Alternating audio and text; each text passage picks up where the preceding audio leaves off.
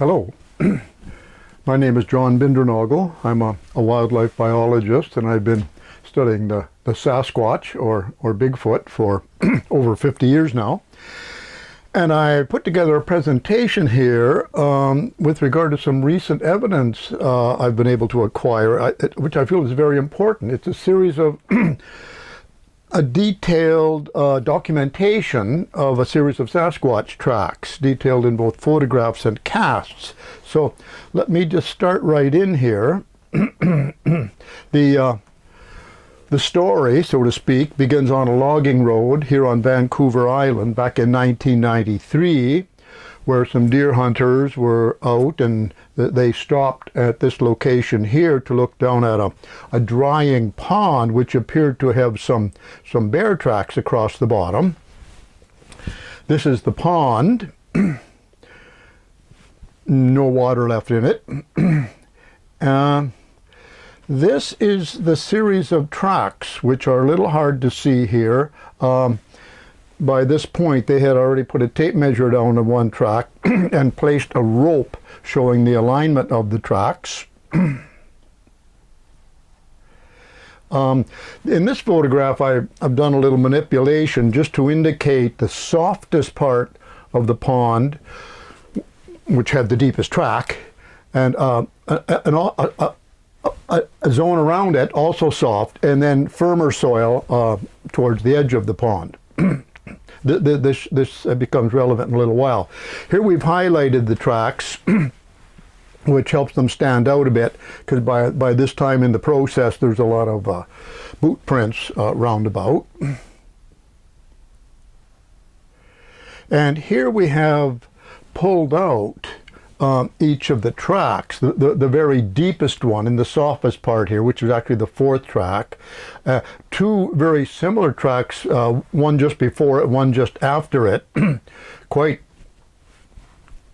well-defined tracks, and then a less well-defined track on the firmer soil right here at the beginning of the trackway. So let's work on these individually just to see what we have here. This is pretty good stuff. Okay, so here's the first track. Well, not the first track. This is the deepest track, which has been photographed there, and then photographed here with the tape measure. Now it looks really long, but we have a cast of that one. And let me bring this closer, because what we need to see, if I can get this correctly placed, is that the foot seemed to slide in, and so there's a bit of a slide-in zone into which plaster flowed at the heel, and of course but at the toe there's some plaster beyond the leading edge. But let me just see if I can manipulate this a little bit to give us a little better definition. quite a good cast, quite deep. So we have that. We'll just leave that so. And then continuing. Oh, sorry, there's the same track photographed one more time, very clearly, with two tape measures. This track I find of great interest. This is the track actually just before it, a left foot. And if we look at it a little more closely, well, actually, there it is with two tape measures. And here's a blow up. Well, you see that crack across the ball of the foot. Here's the cast. This is pretty interesting. This footprint actually straddled a crack in the mud, and then when there we are. And then when the plaster was poured, some of the plaster actually flowed into the crack, which persists in the track cast. This track shows something else. These deer hunters got some really good advice from another investigator, not from me, but from another investigator who said, now, if you've got a really shallow track, you need to build a dam around it with aluminum flashing or some kind of metal or something, so that the plaster can flow, get some depth to it, and pull the elements of the cast together, of the track together. Without doing that, they would have got the toes very clearly and the heel very clearly, but there would have been nothing in the middle. There's almost no impression here across the middle. So just an excellent job of documentation here.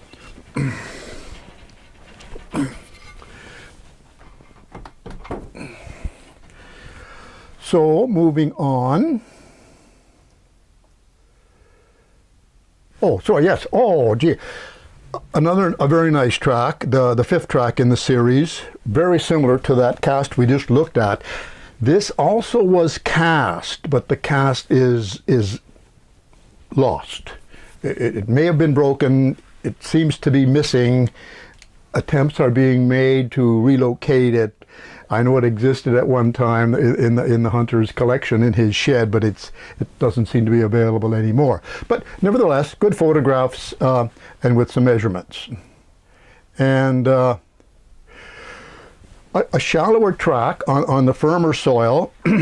This was the second track actually in the sequence. There it is there, and they actually cast that.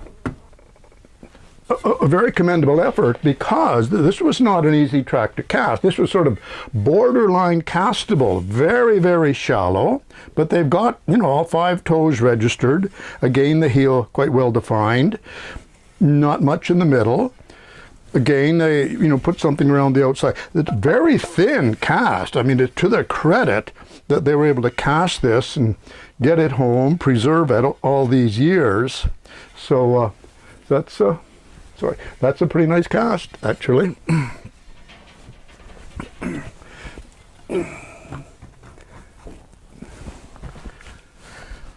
Okay, now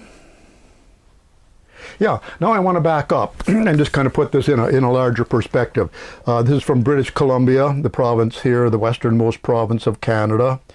It's from Vancouver Island, which is this huge island we live on here, almost 300 miles long, almost 80 miles wide, off the south coast of British Columbia, just north of Washington State.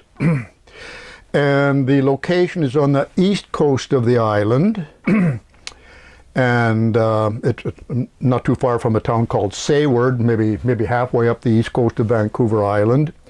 And what we have here, in addition to that map, we have a view from near where the tracks were cast to the mainland beyond. So you get a sense of this is very mountainous, heavily forested, pretty remote country.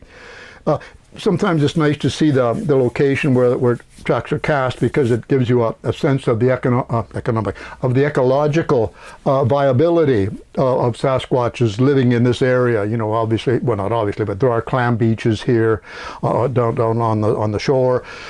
There are definitely salmon rivers and salmon streams. There are deer in these mountains round about. So I'm just going to go that far for now. So I'm going to close there for now. Thank you.